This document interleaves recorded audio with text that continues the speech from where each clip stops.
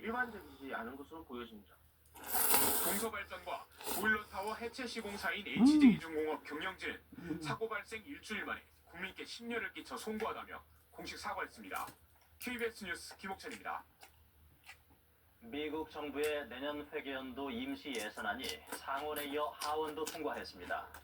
트럼프 대통령이 서명하면서 역대 최장 기록을 세운 미 연방정부 일시중단 사태가 마침표를 찍었습니다. 양민호 기자의 보도입니다. 43일째 이어진 미 연방정부 셧다운을 끝내기 위한 임시 예산안이 하원을 통과했습니다. 지난 10일 당원에서 민주당 의원들의 이탈로 가결된 뒤 공화당이 다수인 하원에서 이변 없이 통과됐습니다. 백악관에서 대기 중이던 트럼프 대통령은 즉각 서명했습니다. 역대 최장 기록을 세운 셧다운이 종지부를 찍게 된 겁니다. 미 연방정부는 일단 내년 1월 말까지 임시 예산 체제로 운영을 재개합니다.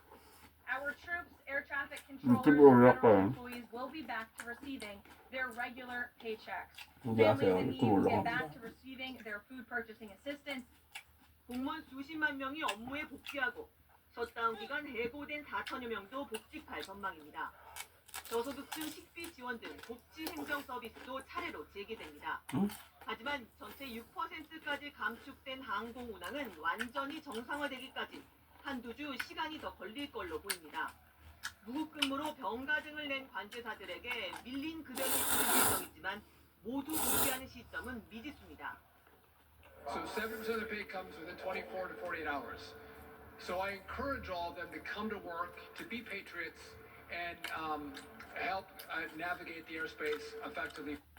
트럼프 대통령은 자신의 소셜미디어에 셧다운 사태로 2,200조 원 넘는 국가적 손실이 발생했다며 이를 초래한 민주당이 대가를 치러야 할 거라고 위협했습니다. 셧다운 사태에 단초가 됐던 오바마 케어, 건강보험 보조금 연장은 40일 넘는 대체에도 접점을 찾지 못한 채 별도 처리하기도 했습니다. 이를 놓고 민주당에선 책임 논란이 거세지고 있어 극한 대치가 재점화될 가능성도 나옵니다. KBS 뉴스 양민호입니다.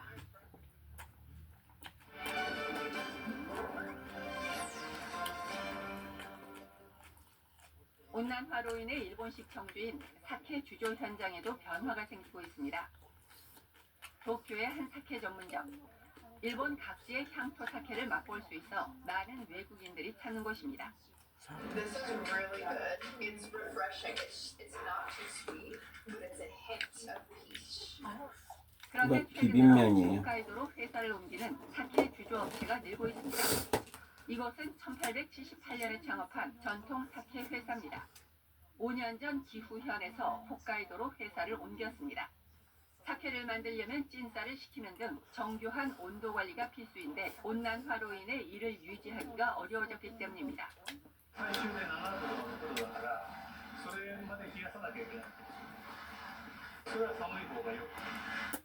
이전 덕분에 직원들 근무에도 여유가 생겼습니다. 홋카이도의 낮은 기온 덕에 사케를 만들 수 있는 기간이 이전 지역에 비해 넉 달 정도 더 길어졌기 때문입니다. 그만큼 직원들 근무 시간도 줄어 업무 여유가 생겼습니다. 일본 주조 조합의 결과 지난 10년간 일본 전역에서 사케 양조장은 줄었지만 홋카이도 지역만은 오히려 늘고 있는 것으로 나타났습니다. 캘리포니아주 세크라멘토의 한 어린이집. 요즘 이곳에서는 조금 특별한 수업이 인기를 끌고 있습니다. 아이들의 손이 분주하게 움직이는 이 수업, 바로 수어 수업입니다. 아직 말을 완벽히 하지 못하는 아이들이 손짓을 통해 자신의 의사를 표현하는 법을 배우는 겁니다. We do more, we do milk, we do thank you. Especially at this young age, their brain is so adaptive to it where they just kind of soak everything. 매운 사람들은 이게 헹궈 먹어도 돼요. 수어 교육은 아이들의 언어 능력이 자라도록 돕는 교육 방식이기도 합니다. 미국 국립보건원 등의 최근 연구에 따르면 어린 시절부터 수어를 배운 아이들은 그렇지 않은 아이들보다 언어 발달 속도가 더 빠른 것으로 나타났습니다. 이런 효과가 알려지면서 미국 전역에서는 조기 수어 교육을 도입하는 어린이집이 빠르게 늘고 있습니다. There's a lot of things that he has done and exemplified, met certain milestones, everything that he needs. So Sarah, but school has been a big part of that. 서툴지만 손끝으로 마음을 전하는 아이들, 작은 손짓 속에서 아이들은 세상과 소통하는 법을 배워가고 있습니다. 몽골 전역을 때일은 폭설이 뒤덮었습니다. 몽골의 목동들에게 폭설은 혹독한 겨울의 시작을 예고합니다. 시야를 가리는 눈보라를 뚫고 사이칸 씨는 가족과 다름없는 가축들을 살피러 길을 나섭니다. 이상 예보 덕분에 눈보라 치기 전에 가축을 우리 안으로 몰아넣었지만 이제부터가 걱정입니다. 곧이어 닥칠 혹한 때문에 가축들이 먹이를 못 구해 떼죽음 당할까 안심할 수 없습니다.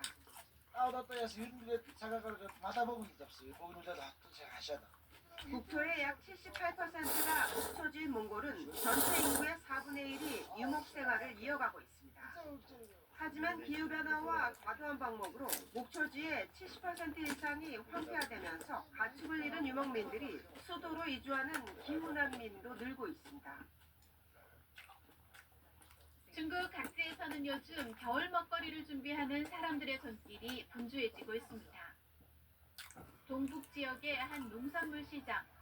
아침부터 장을 보러 나온 시민들로 북적입니다. 대부분 겨울에 먹을 저장용 채소를 사러 온 사람들입니다. 每年冬天，我们东北人都有个囤韭菜的习惯。我们小时候的每家都会囤大约2000到3000左右。现在菜比较多一点嘛，现在生活质量不一样了，每次买大约要买到100斤左右，但是吃完了还会买。 四川省 청주의 훈제 고기시장. 고기를 준비하는 상인들 손길이 바빠지고 있습니다. 훈제 고기는 이 지역 겨울 식탁의 대표 음식으로 이맘때 설아 누나랑 가정이 많기 때문입니다. 유디아 언니랑 밀란이랑 뭐 해주세요. 뭐?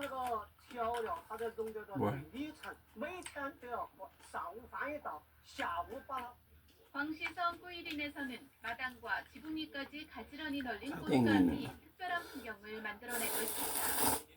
겨울철 간식으로 꽃감을 즐겨 먹는 사람들이 물면서 지역 농민들의 소득도 높아지고 있습니다. KBS 올드뉴스입니다. 지난 5월 해군 초계기가 추락하면서 4명이 숨진 사고가 있었는데요. 반년 가까이 지났지만 명확한 사고 원인이 밝혀지지 못했습니다. 다만 조사 과정에서 조종사들이 평소 조종 불능에 대비한 훈련을 제대로 하지 않은 것으로 드러나 논란이 되고 있습니다. 조혜진 기자입니다. 활주로를 떠난 해군 T-3CK 해상 초계기. 방향을 바꾸는 선회 비행에 나섭니다. 그런데 갑자기 우측 날개가 지면을 향할 정도로 꺾이면서 추락합니다. 이 사고로 조종사와 승무원 등 4명이 숨졌습니다. 민관군 합동사고조사위원회가 5개월에 걸쳐 사고 원인을 조사했지만 명확한 원인을 찾지는 못했습니다. CCTV 영상과 프로펠러 상태 등을 토대로 모의 실험한 결과 선회 과정에서 양력을 잇는 실속 상태에 빠지면서 정상 비행보다 속도는 60%가량, 고도는 약 20% 떨어졌습니다. 기체 결함은 없는 거로 밝혀졌는데 왜 실속이 일어났는지도 규명하지 못했습니다. 사고기에 비행 기록 장치가 없었고 음성 기록 장치 역시 사고로 훼손됐기 때문입니다. 다만 조사 과정에서 실속 경보 장치가 없는 건 확인했습니다. 또 엔진 내 이물질로 인한 손상이 확인됐는데 이로 인해 조종사의 주의가 분산됐을 가능성도 있다고 판단됐습니다. 조직적, 인적, 기술적 및 환경적 요인이 복합적으로 상호작용하여 발생하였고 사고 원인을 어느 하나로 특정하는 것은 제한되었습니다. 특히 조사 결과 조종사들이 이런 실속이나 조종 불능 상태에 대비한 회복 훈련을 받지 못한 걸로 드러났습니다. 사고 기종은 한 대당 조종사가 1.2명에 불과한데 작전 비행을 많이 하느라 훈련 비행을 실질적으로 못했다는 게 해군의 설명입니다. 군은 사고 기종의 안전 기능을 보강하고 조종사들에 대한 실속 회복 훈련도 정기적으로 시행하며 해당 기종에 대한 운행을 재개한다는 방침입니다. KBS 뉴스 조혜진입니다. 약 1년간의 전속계약 분쟁 끝에 뉴진스 멤버 전원이 소속사 복귀를 선언했습니다. 뭐라고? 소속사의 완승으로 마무리된 소송전이 영향을 준 것으로 보이는데요. 이제 안 한다며. 뉴진스의 복귀 시점과 재기 여부에 관심이 쏠리고 있습니다. 임재성 기자입니다. 뉴진스. 내부 고발의 민주직에는 답이 감사였어요. 29일 자정부터 회부될 것을 말씀드립니다.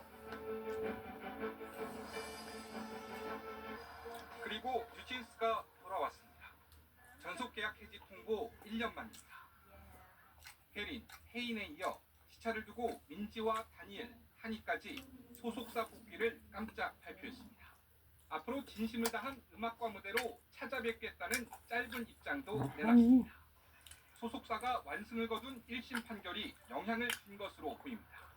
한 그룹의 문제가 아니고 K-pop 산업 전체에 좋은 평가를 받을 수 있기 때문에 복귀 선언은 그런 측면에서 봤을 때 모두에게 다 상생의 어떤 방안이.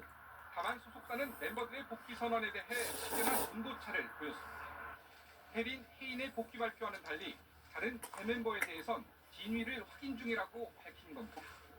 이들 세 멤버는 어두워 측의 회신이 없어 별도 입장을 전하게 됐다고 설명했습니다. 이런 분위기를 인식한 듯 민희진 어두워 전 대표도 5인 완전체 복귀를 지지한다는 입장을 내놨습니다. 퓨전스는 기존에 뭐 다섯씩 붙여야지 힘을 발휘할 거로 생각해요. 둘을 받아들이고 셋을 포기한다. 이거는 결코 전략적으로 좋은 선택은 아니라고 생각합니다. 이제 관심사는 뉴진스의 복귀 시점입니다. 어두워는 앨범 발매 등 활동 준비를 마친 상황.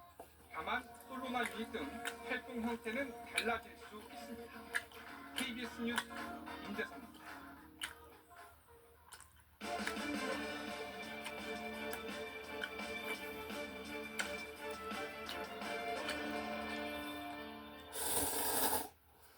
수험생 여러분 고생 많으셨습니다.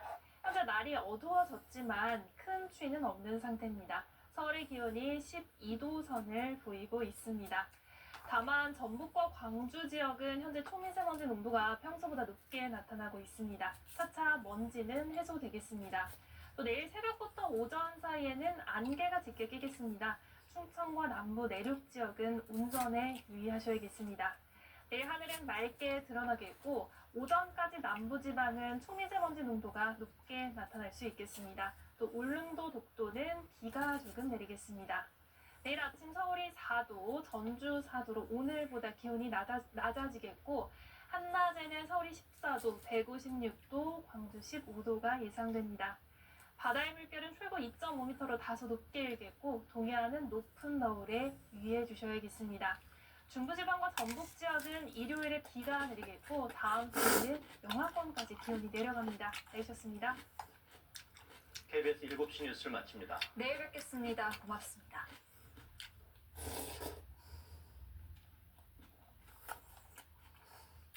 안갯길 운전 시 교통사고 예방법